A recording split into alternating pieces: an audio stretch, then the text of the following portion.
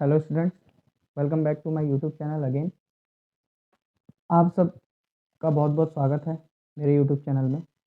आज मैं एक नया चैप्टर चालू करना चाह रहा हूँ जो आपके बहुत प्रॉब्लम रहता है, जिसका नाम है समांतर श्रेणी। ठीक है, तो इसका हम बेसिक कंसेप्ट पढ़ेंगे और एक्सरसाइज चालू करेंगे, तो इसको ध्यान से पढ़ते रहिए। ठीक है, तो इस चैप्टर का जो बेसिक है वो पहले हम सबसे पहले समझते हैं कि बेसिक क्या है इसका, किस बेस पे चल रही है ये श्रेणी। देखिए, चैप्टर थोड़ा सा आपको कठिन लग सकता है, लेकिन आप आराम से पढ़ेंगे तो बिल्कुल भी टफ नहीं है। इसका क्वेश्चन बिल्कुल आराम से आपसे एग्जाम में हो जाएगा। बस थोड़ा सा कंसेप्ट से पढ़िए, ऐसा नहीं कि रटना है, रटना कुछ भी नहीं है ना। मैं सारे फॉर्मूले आपको ड्राइव करके बताऊंगा कि कैसे इसको सॉल्व करना है। चलिए, समांतर श्रेणी क्या है। देखिए, जैसे मैं एक सीरीज लिखता हूँ, एक एग्जाम्पल आपके सामने लिखता हूँ। तो पहले लिखा मैंने 2, 4, 6, 8, ऐसे करके एक सीरीज चल रही है। तो आपको पता चलेगा कि इसके बीच में कितने का डिफरेंस है, 2 का।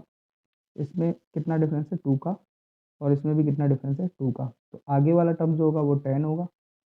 ठीक है, इसमें भी कितना डिफरेंस है, 2 का। तो इसको हम कह सकते हैं कि ये एक समांतर श्रेणी है। ठीक है, समांतर श्रेणी को हम एपी भी कहते हैं, अर्थमेटिक प्रोग्रेस। ठीक है, तो ये भी एक एपी है। दूसरा एग्जांपल देखिए, दूसरा एग्जांपल मैं ले लेता हूँ 5, 10, 15, 20, ऐसे चल रही है। तो इन दोनों के बीच में कितना गैप है, 5 का। इन दोनों के बीच में भी 5 का, इन दोनों के बीच में भी 5 का। तो ये भी क्या है, एक एपी है। ठीक है, तीसरा एग्जांपल देखिए, मैं लिखता हूँ 1, फिर मैं लिख रहा हूँ 5। ठीक है, 1 के बाद 5, कितने का गैप है, 4 का। तो अगला वाला डिफरेंस भी 4 का आएगा, तो ये 9 है।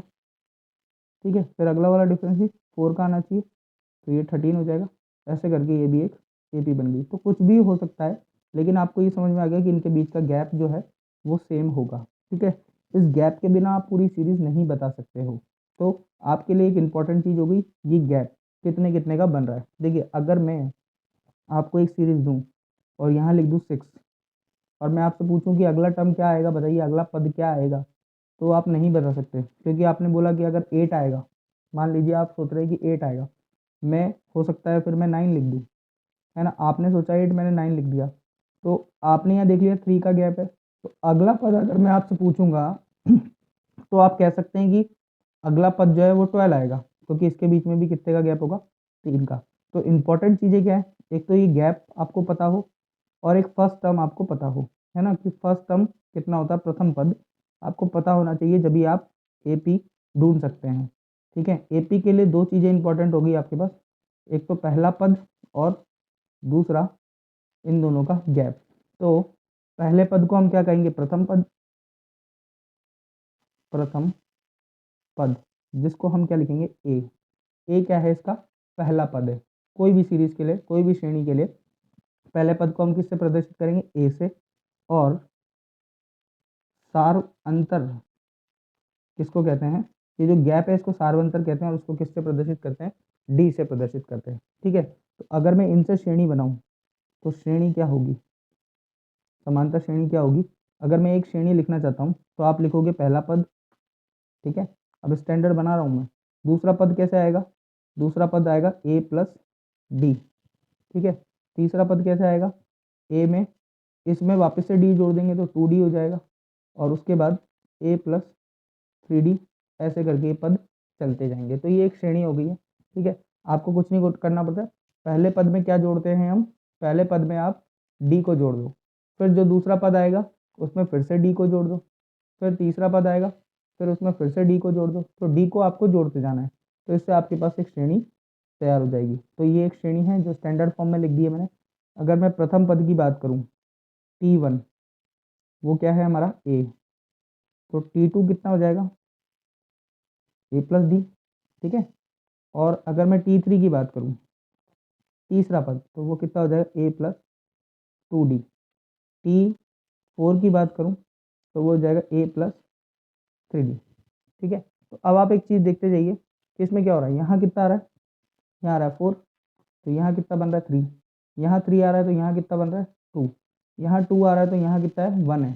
ठीक है, इस तरह से अब मुझे एक बात समझ में आई, अगर मुझे इसका स्टैंडर्ड फॉर्मूला निकालना है, यानी कि अगर मैं टी एन लिखना चाहता हूँ, टी एन एनवा पद, ठीक है, तो क्या लिखूंगा ए प्लस, यहाँ पे एक कम होता है हमेशा, तो मैं इसको लिखूंगा n minus one into d. ठीक है, इसको हम क्या कहते हैं,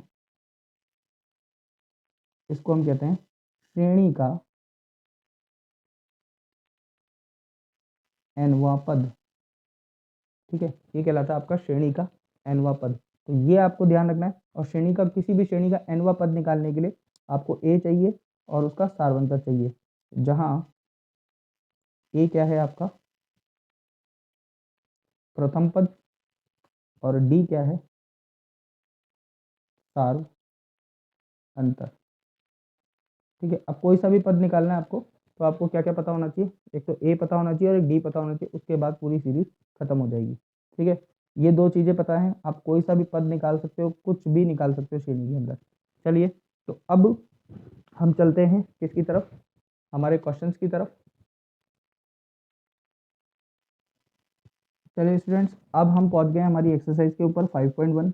ये 5.1 में जो क्वेश्चन है आपका फर्स्ट, ये आपको कहता है निम्नलिखित स्थिति में से किन स्थितियों में संबद्ध सूची संख्याओं की सूची एपी है और क्यों। तो आपको ये बताना है, ये जो क्वेश्चन दिए हुए हैं इनमें से किन संबंधों से श्रेणी बनती है और किससे नहीं बनती है, किसमें समानता श्रेणी बन रही है और किसमें नहीं बन रही है, ये आपको निकालना है। तो अब पहला क्वेश्चन देखते हैं, श्रेणी बनती है कि नहीं बनती। ये कह रहा है प्रत्येक किलोमीटर के बाद टैक्सी का किराया, जबकि प्रथम किलोमीटर के लिए किराया 23 रुपये और प्रत्येक अतिरिक्त किलोमीटर के लिए किराया 8 रुपये। तो आप इसको समझिए कि आप टैक्सी का जब किराया देते हैं तो 1 किलोमीटर के लिए फिक्स कर दिया, 1 किलोमीटर के लिए किराया कितना है 15 रुपये। 1 किलोमीटर जाओ चाहे आधा किलोमीटर जाओ, तो 1 किलोमीटर के अंदर का जो किराया है वो 15 रुपये। ठीक है, और उसके बाद 2 किलोमीटर जाओगे तो 15 में क्या जुड़ जाएगा 8 रुपये और जुड़ जाएगा, फिर और किलोमीटर जाओगे तो 8 रुपये और जुड़ जाएगा। तो मैं यहाँ लिख देता हूँ, प्रथम किलोमीटर के लिए किराया कितना है 15 रुपये, और 2 किलोमीटर के लिए, देखिए प्रथम किलोमीटर के लिए 15 रुपये है, और अगले 1 किलो प्रत्येक अगले अतिरिक्त किलोमीटर के लिए 8 रुपये, तो 15 प्लस 8, तो किराया कितना हो गया 23 रुपये। फिर 3 किलोमीटर के लिए वो किराया निकालना है, तो 15 प्लस 8, ये तो 2 किलोमीटर के लिए था, अगले 1 किलोमीटर के लिए 8 रुपये और जुड़ गया। ठीक है, तो अब ये कितना हो गया आपके पास, ये आपके पास हो गया 31 रुपये। ठीक है, तो अगर चेक करते हैं, अगर ये एपी बनी है, अगर ये एपी है तो गैप सेम होगा, 15, 23, 31, आगे ऐसे चल रहा है, तो इनके बीच में कितने का गैप 8 का, इनके बीच में कितने का गैप 8 का, अगले वाले में भी 8 का ही गैप आएगा, तो ये एक एपी होगी। ठीक है, यही आपको चेक करना था कि ये एपी है या नहीं। तो एपी के लिए क्या कंडीशन होती है कि इनके बीच का गैप जो होता है वो सेम होता है। ठीक है, ऐसे ही अब अगले क्वेश्चन की तरफ चलते हैं। ठीक है, एक बेलन में उपस्थित हवा की मात्रा, जबकि वायु निकालने वाला पंप प्रत्येक बार बेलन से शेष हवा का 1/4 निकाल देता है। तो मैं मान लेता हूँ, माना प्रारंभ में हवा की मात्रा, ठीक है, कितनी है, उसका आयतन v है। ठीक है, अब मैं क्या कर रहा हूँ कि 1/4 भाग निकाल देता हूँ, एक बार पंप किया उसको तो 1/4 भाग निकल जाएगा। तो कितनी हवा निकली प्रथम पंप में, हवा निकलेगी, कितनी निकलेगी v/4, v का 1/4 निकल जाएगा। ठीक है, तो शेष हवा कितनी बची v माइनस v/4, तो 3v/4। ठीक है, तो पहला टर्म ये हो गया v, दूसरा पद हो गया 3v/4। अगला पद चेक करते हैं, फिर से हवा निकलेगी, कितने की, इसका 1/4 भाग हवा निकल जाएगी। ठीक है, तो इसका 1/4 निकाल देते हैं, 3v/4, क्योंकि शेष हवा यही है, तो इसका कितना निकालना है हमें 1/4। 4 भाग हवा निकाल दी हमने, तो ये कितना हो गया 3v/16। ठीक है, अब शेष कितनी बची, शेष हवा पहले कितनी थी 3v/4, उसमें से 3v/16 निकल गई, तो देखिए कितनी बची, ये हो गया 16 एलसीएम, तो ये हो गया 12v माइनस 3v, तो ये आपके पास आ गया 9v/16। तो अब देखिए टर्म्स क्या बनी है, पहले हवा, फिर शेष हवा, ये अब कितनी बची, इतनी बची है। ठीक है, हर बार में आपको v/4 माइनस करना है, पहले v थी, फिर v का v/4 निकल गई, तो बची कितनी, v में से v/4 माइनस कर दो, तो ये बची। ठीक है, अब फिर पंप किया, फिर इसका 1/4 फिर से निकल गई, यानी निकली कितनी, इतनी निकल गई, बची कितनी, इसमें से इसको माइनस कर दिया। ठीक है, तो इतनी बची, तो AP क्या होगी, चेक कर रहे हैं हम, AP नहीं लिख रहा हूँ इसको मैं, v 3v/4 9v/16। तो आप जब इनका गैप निकालेंगे तो वो सेम नहीं आएगा, तो ये एक AP नहीं है, नॉट AP है ना। गैप कैसे निकालेंगे, इसमें से इसको माइनस करो, इसमें से इसको माइनस करो, तो गैप आपके पास आ जाएगा। ठीक है, तो ये 2 क्वेश्चन आपके हो गए। आगे बढ़ते हैं फिर हम, चलिए अब हम बढ़ते हैं हमारे क्वेश्चन नंबर 3 की तरफ। ये बोल रहा है प्रत्येक मीटर की खुदाई के बाद एक कुआं खोदने में आई लागत, जबकि प्रथम मीटर की खुदाई की लागत 150 रुपये है, और बाद में प्रत्येक मीटर खुदाई 50 रुपये बढ़ती है, यानी कि प्रथम मीटर खुदाई की लागत 150 रुपये है, और 2 मीटर की खुदाई की लागत कितनी हो जाएगी, 150 रुपये तो स्टार्टिंग के मीटर की है। इसके बाद 50 मीटर, 1 मीटर और खोदेंगे तो ये हो जाएगी 50 और रुपये जुड़ जाएंगे, 200 रुपये हो गया। 3 मीटर खुदाई, तो इसकी लागत आएगी 150 प्लस 50 प्लस 50, तो कितना हो गया 250 रुपये। तो चेक करते हैं इसकी AP क्या बन रही है, AP बन रही है 150, 200, 250 ऐसे करके, तो इन दोनों का गैप 50 रुपये, इन दोनों का गैप 50 रुपये, इस तरह से गैप अगर सेम है तो ये बिल्कुल AP है। ठीक है, यही चेक करना था ये AP है या नहीं। तो आपको कंडीशन के हिसाब से ये बनाना है कि पहले 1 मीटर की लागत कितनी 150 रुपये, उसके बाद में प्रत्येक मीटर की लागत 50 रुपये के हिसाब से बढ़ती है, तो 1 मीटर की लागत हो गई 50 रुपये, अगले 1 मीटर और जुड़ जाएगा तो 200 रुपये, फिर 3 मीटर की 250 रुपये, इस तरह से चलेगी। ठीक है, चलिए नेक्स्ट क्वेश्चन की तरफ चलते हैं हम। चौथा क्वेश्चन है खाते में प्रत्येक वर्ष का मिश्र धन, जबकि 10,000 रुपये की राशि 8% वार्षिक की दर से चक्रवृद्धि ब्याज पर जमा होती है। तो देखिए चक्रवृद्धि ब्याज में मिश्र धन का सूत्र क्या होता है, मिक्स अमाउंट, वो होता है P इंटू 1 प्लस R/100 की पावर T। ठीक है, T होता है समय, तो अगर मैं 1 वर्ष का मिश्र धन निकालूं तो आपके पास मूलधन कितना है, 10,000 रुपये, तो P की जगह 10,000 रुपये, 1 प्लस R कितनी है 8/100, पावर कितनी आ गई 1, क्योंकि समय कितना है 1 वर्ष, और 2 वर्ष का निकालना है तो 2 वर्ष का मिश्र धन कितना आएगा 10,000, 1 प्लस 8/100, और पावर कितनी आ गई 2। 3 वर्ष का मिश्र धन, ये कितना आएगा 10,000 रुपये, 1 प्लस 8/100 की पावर 3। तो इसको चेक करते हैं ये AP है या नहीं। AP के लिए क्या कंडीशन, AP हटा दे रहा हूँ, तो आपके पास आएगा पहला वाला पद 1 प्लस 108/100, दूसरा पद आएगा 10,000 108/100 के ऊपर स्क्वायर, फिर तीसरा पद आएगा 10,000 108/100 के ऊपर 3। ठीक है, इसमें से इसको माइनस करेंगे और इसमें से इसको माइनस करेंगे तो इक्वल पद नहीं आएगा।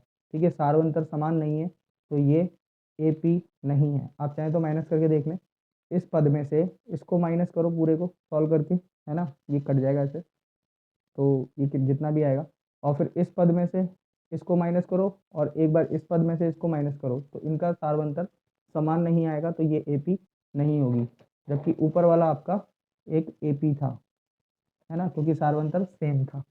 ठीक है, तो ये आपके क्वेश्चन है, मैंने करा दिए हैं इसको। अब हम नेक्स्ट क्वेश्चन की तरफ आगे बढ़ते हैं। अब हम बढ़ते हैं हमारे सेकंड क्वेश्चन की तरफ। अब सेकंड क्वेश्चन में कह रहा है कि दी गई एपी के प्रथम 4 पद लिखिए, हमें 4 पद बताने हैं, जबकि प्रथम पद ए और सारवंतर डी हमें दे रखा है। देखिए प्रथम पद क्या होगा, T1 इज इक्वल टू 10, तो T2 कितना होगा, T2 होगा 10 में डी जोड़ दो, तो ये हो गया 20। T3 कितना होगा, 10 में क्या करो, 2 बार डी जोड़ो, यानी 2D, तो 10 प्लस 20 कितना हो गया 30। इसी तरह से T4 कितना होगा, फिर से डी जोड़ दो इसमें, ठीक है, तो ये कितना हो जाएगा 40। तो हमारी एपी जो हो जाएगी, एपी हो जाएगी 10 20, बस 10 10 जोड़ना है सब में, ठीक है, 30 और 40 ऐसे। चलिए आगे वाले में, ठीक है, एपी आपको निकालना है, तो पहला पद तो 2 है, दूसरे पद में 0 जोड़ना है ना, ये भी एपी हो सकती है, तीसरे पद में फिर 0 जोड़ना है, ये भी एपी है, ये भी एपी है, ऐसे करके ये एपी चल रही है। ठीक है, तो -2 सब जगह जोड़ दिया गया है, -2 में 0 जोड़ा गया, ये भी बिल्कुल एपी पॉसिबल है, डी 0 है, हमें उससे कोई फर्क नहीं पड़ता। ठीक है, आपको तो जोड़ना है, -2 में 0 जोड़ो अगले पद में, ये भी बिल्कुल एक एपी की तरह काम करेगी। चलिए अगले वाले में हमें पहले लिखना है एपी के अंदर 4, अब -3 जोड़ना है, -3 जब 4 के अंदर जोड़ोगे तो आपके पास क्या बनेगा, प्लस का 1, ठीक है, इन दोनों को जोड़ दो।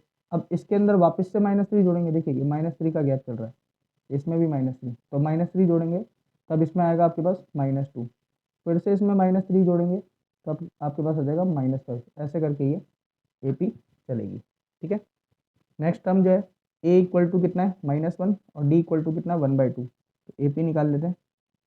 फर्स्ट टर्म तो 1 है, अब इसमें क्या जोड़ दो 1/2 जोड़ दो, तो आपके पास क्या बनेगा -1/2, फिर से 1/2 जोड़ दो तो 0, फिर से 1/2 जोड़ दो तो 2, फिर से 1/2 जोड़ दो तो 1, इस तरह से आपकी एपी चलेगी और इसके 4 पद ये हो गए। कुछ नहीं करना है, ए के अंदर डी हमें जोड़ते जाना है, चाहे माइनस का है तो भी जोड़ना है, 0 है तो भी जोड़ना है।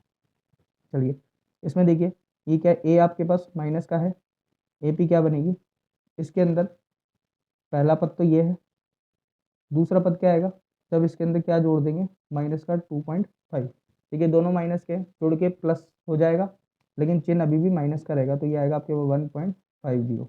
ठीक है, इसके अंदर वापस से क्या जोड़ना है 0.25 माइनस का,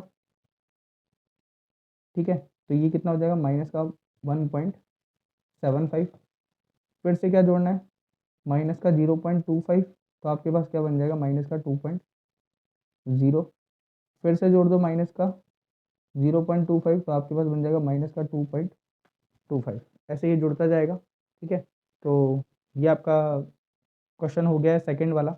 इसके बाद हम नेक्स्ट क्वेश्चन करते हैं, बिल्कुल आसान क्वेश्चन है, इसके ए और डी का खेल है पूरा। नेक्स्ट क्वेश्चन देखिए बच्चों, कि नेक्स्ट क्वेश्चन क्या है, ये बोल रहा है निम्नलिखित में प्रत्येक एपी के प्रथम पद, यानी ए निकालना है और सारवंतर निकालना है। देखिए इसमें ए क्या है, A3 है, प्रथम पद को पकड़ लो। ठीक है, सारवंतर क्या होता है, सारवंतर होता है दूसरा पद माइनस पहला पद।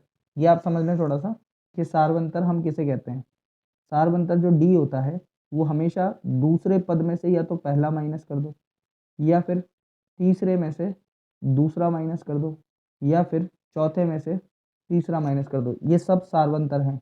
या फिर आप n वाले पद में से उससे पहले वाला n माइनस वाला पद माइनस कर दो, तो ये सारा फॉर्मूला जो है सारवंतर का है। ठीक है, तो अब इसमें से सारवंतर निकालते हैं। देखिए T2 माइनस T1, यानी 1 में से क्या माइनस कर दो, 1 में से 3 माइनस कर दो तो -2।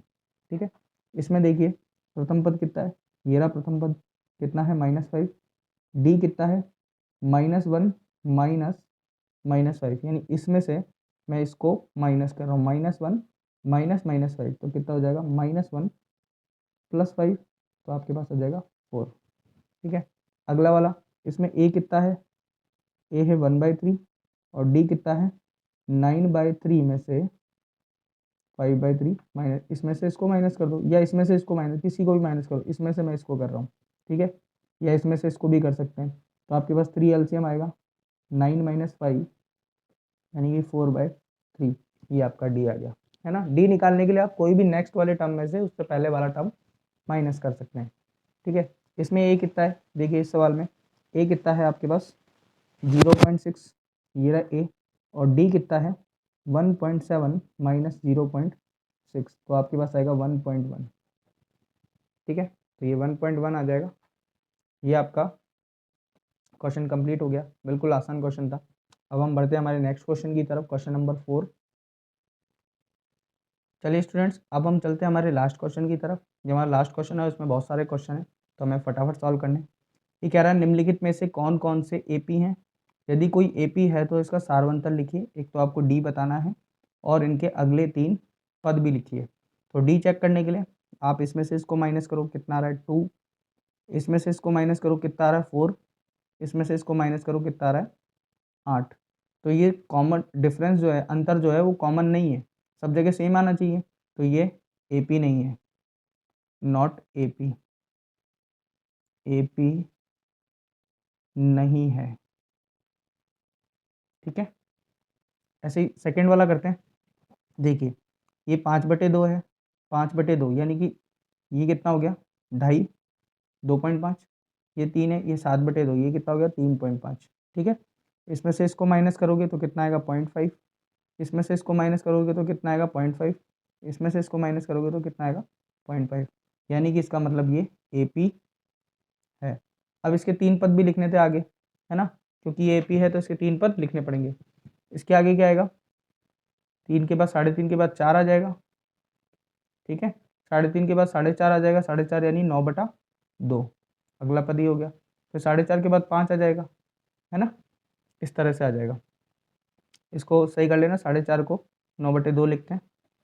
अगला वाला देखिए, अगले वाले में क्या है, इसमें से इसको माइनस करते हैं, ठीक है। माइनस करके देख लेना, साइड में मैं डायरेक्ट लिख रहा हूँ, यहाँ 2 आ जाएगा, 2 भी माइनस का, ठीक है। इसमें से इसको माइनस करोगे तो माइनस का 2 बचेगा, इसमें से इसको माइनस करेंगे फिर से माइनस का 2, इसमें से इसको माइनस करेंगे तो फिर से माइनस का 2, यानी कि कॉमन डिफरेंस जो है वो सेम है। तो ये भी क्या है, एक एपी है। अब एपी का कॉमन डिफरेंस -2 आ गया, तो अब ये एपी आगे लिखनी है हमें। तो 7/2 के बाद क्या आएगा, माइनस का 9/2, फिर माइनस का 11/2, माइनस का 13/2, ठीक है। ये हमारी एपी हो गई। देखिए एक चीज़ और बताता हूँ आपको, अगर एपी में कॉमन डिफरेंस ये सारा डी है, ठीक है, सार्वंतर अगर डी प्लस का है ना तो श्रेणी हमेशा बढ़ेगी, है ना, ये बढ़ती जा रही है 2 से लेकर कहीं से भी स्टार्ट हो, लेकिन श्रेणी हमेशा पॉजिटिव दिशा में जाएगी।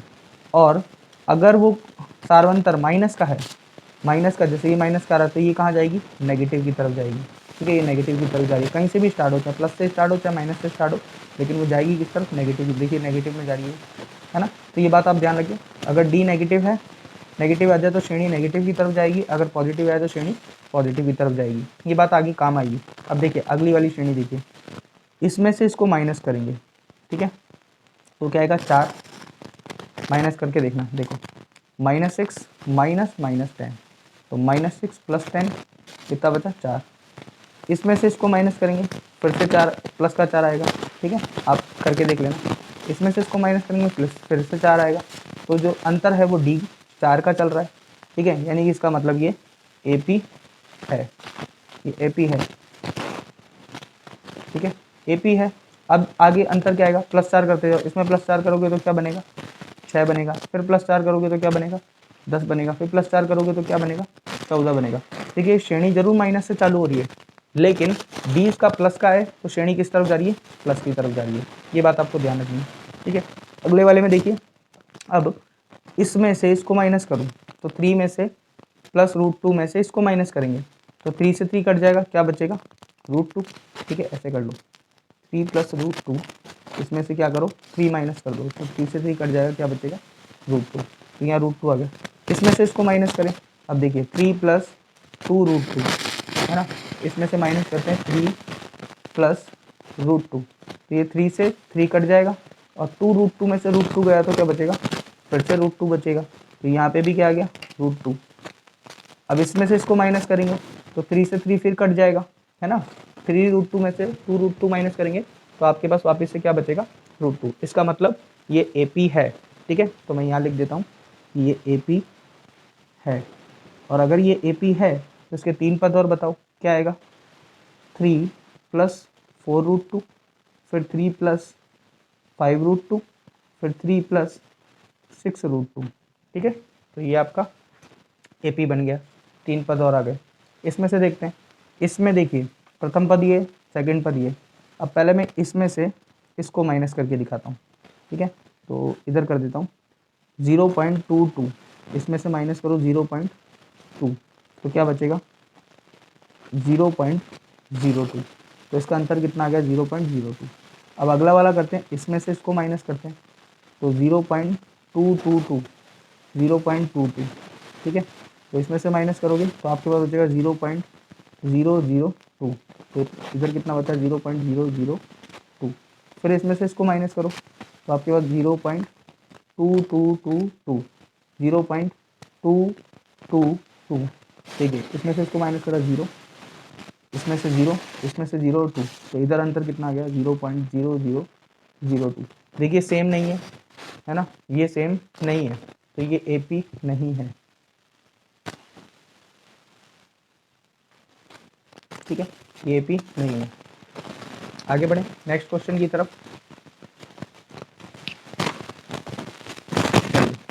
नेक्स्ट क्वेश्चन हमारा 7th क्वेश्चन है, ठीक है, 6 तक हो गया हमारा। अब इसको चेक करते हैं, ठीक है, इसमें से इसको माइनस करते हैं, -4 में से 0 माइनस करेंगे तो -4 बचेगा, -8 में से -4 माइनस करेंगे फिर से -4 बचेगा, -12 में से -8 माइनस करेंगे तो फिर से -4 बचेगा, यानी कि ये सारे के सारे D पे हैं और हम इसको लिख सकते हैं ये AP है। और AP है तो अगले टर्म क्या आएंगे, इसमें वापस से -4 जोड़ दो तो -16, फिर -4 जोड़ दो तो -20, फिर -4 जोड़ दो तो -24, ठीक है, ऐसे चल रही है। देखिए D कैसा है, नेगेटिव है, तो सीरीज कहाँ जा रही है, नेगेटिव की तरफ जा रही है। चलिए आगे बढ़ते हैं, इसके सभी पद सेम है, तो इसमें से इसको माइनस करोगे 0, इसमें से इसको माइनस करोगे 0, इसमें से इसको माइनस करोगे फिर से 0, तो D सेम है, सारे D हैं, तो इसका मतलब ये AP है। D भले ही 0 आ रहा है लेकिन AP तो है क्योंकि D सेम आ रहा है। अगला पद फिर से -2, -1/2, फिर से -1/2, फिर से -1/2, ये कहाँ से है, मैंने इसमें वापस से 0 जोड़ दिया तो ये आया, इसमें वापस 0 जोड़ा तो ये आया, इसमें 0 जोड़ा तो वापस ये आया, ठीक है। अब इसको करते हैं, ठीक है, इसमें से इसको माइनस करो तो 2 बचेगा, इसमें से इसको माइनस करोगे तो 6 बचेगा, इसमें से इसको माइनस करोगे तो 18 बचेगा, ठीक है, 18। तो इसमें देखिए कॉमन डिफरेंस सेम नहीं है, ये सेम का है, ये सेम नहीं है, और सेम नहीं है तो ये AP नहीं है, ठीक है, इस तरह से। फिर अगला क्वेश्चन देखो, ये 2A में से A माइनस करोगे तो A बच जाएगा, है ना, 2A में से A को माइनस करो A बचेगा, 3 में से 2A माइनस करोगे फिर से A बचेगा, 4A में से 3A माइनस करोगे फिर से A बचेगा। इसका मतलब ये सब कॉमन सारवंतर जो है वो सेम है, इसका मतलब ये AP है। AP है तो अगले 4 पद और लिखने, 3 पद और लिखने, ये 5 है, ये 6 है और ये 7 है, इस तरह से AP बन जाएगी। अगला क्वेश्चन देखिए, इसमें से इसको माइनस करेंगे, ये माइनस होगा ही नहीं, लेकिन बचेगा क्या A² - A।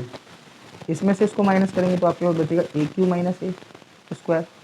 इसमें से इसको माइनस करेंगे तो आपके पास बचेगा A4 - AQ, ठीक है। इसमें से ज़्यादा से ज़्यादा आप कॉमन ले लोगे, A -1, इसमें A कॉमन लिया, A² - A, इसमें से A कॉमन लिया, इसमें से A² कॉमन ले लो तो आपके पास बचेगा A -1, इसमें से A की पावर 3 कॉमन लिया तो बचेगा A -1। ठीक है, सारे पद सेम नहीं है, ठीक है, ये इसके सेम नहीं है तो कॉमन डिफरेंस सारवंतर जो है वो समान नहीं है, तो इसको हम लिख सकते हैं AP नहीं है, ठीक है। तो ये हमारा सॉल्व हो गया ये वाला पेज। चलिए फिर नेक्स्ट पेज पे आ जाते हैं। नेक्स्ट पेज क्या है, देखिए ये आपका √2 है, ठीक है, और इसको आप लिख सकते हो क्या 4 इंटू 2, तो ये आपका क्या बन जाएगा, ये आपका बन जाएगा 2√2। तो ये √2 है, ये 2√2 है, ये आपका बन जाएगा 9 इंटू 2 18, ठीक है, रूट में, और 9 बाहर आ जाएगा रूट में से, तो ये बनेगा 3√2।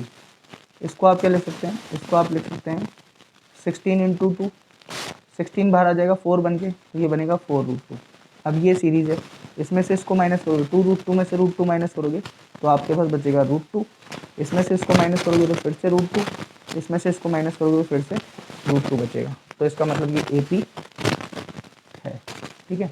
अगले 3 पद लिखने हैं आपको, देखिए 3 पद लिखने हैं, तो आपको अब जो बनाना है, आपको बनाना है 5√2, 6√2 और 7√2, ठीक है, यही बनाना है।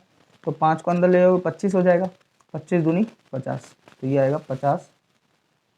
6 को अंदर ले जाओगे 36 हो जाएगा, 36 दूनी 72, तो रूट में 72। 7 को अंदर ले जाओगे तो 49, 49 इंटू 2 98। तो अगले 3 पद ये हो गए, ठीक है।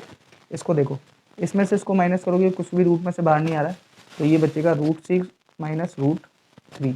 इसमें से इसको माइनस करोगे तो 3 है ना, ये √9 जो है 3 है, तो 3 माइनस √6 बचेगा। इसमें से इसको माइनस करोगे तो ये आपके पास 4 इंटू 3 है, 4 बाहर आ जाएगा, तो 2√3 माइनस 3, ठीक है। सारे अंतर जो है अलग अलग हैं, तो ये AP नहीं है। बस आपको थोड़ा सा रूट सॉल्व करना आना चाहिए, ठीक है। 1 का स्क्वायर कितना है 1, 3 का स्क्वायर 9, 5 का स्क्वायर 25, 7 का स्क्वायर 49। इसमें से इसको माइनस करोगे 8, इसमें से इसको माइनस करोगे 16, इसमें से इसको माइनस करोगे 24, तो ये भी AP नहीं है, क्योंकि इसका अंतर जो है वो सेम नहीं है। इसमें क्या है देखिए, नेक्स्ट वाले में ये 1, ये 25, ये 49 और ये 73, इसको चेक करते हैं। इसमें से इसको माइनस करेंगे, देखिए मैंने इसकी वैल्यू लिख दी है ना, 5 का स्क्वायर 25, 7 का स्क्वायर 49 और ये 73, तो ये 24 आएगा। इसमें से इसको माइनस करोगे 24 आएगा, और इसमें से इसको माइनस करोगे फिर से 24 आएगा, तो इनका सबका D सेम है, इसका मतलब ये AP है। अब इसमें 24 और जोड़ दो, ठीक है, तो ये हो जाएगा 97 अगला पद। फिर इसमें 24 और जोड़ दो, तो आपके पास क्या बनेगा, आपके पास बन जाएगा 121, ठीक है। फिर 24 और जोड़ दो, तो आपके पास बनेगा 145। तो अगले 3 पद ये हो गए। इसके साथ आपकी एक्सरसाइज पूरी कंप्लीट हो गई है, ठीक है। अब हम नेक्स्ट वीडियो में मिलेंगे नेक्स्ट एक्सरसाइज के साथ में। आपको मेरे वीडियोस अगर पसंद आ रहे हैं, समझ में आ रहे हैं, तो आप इसको लाइक करें और दोस्तों के साथ शेयर करें। Thank you so much.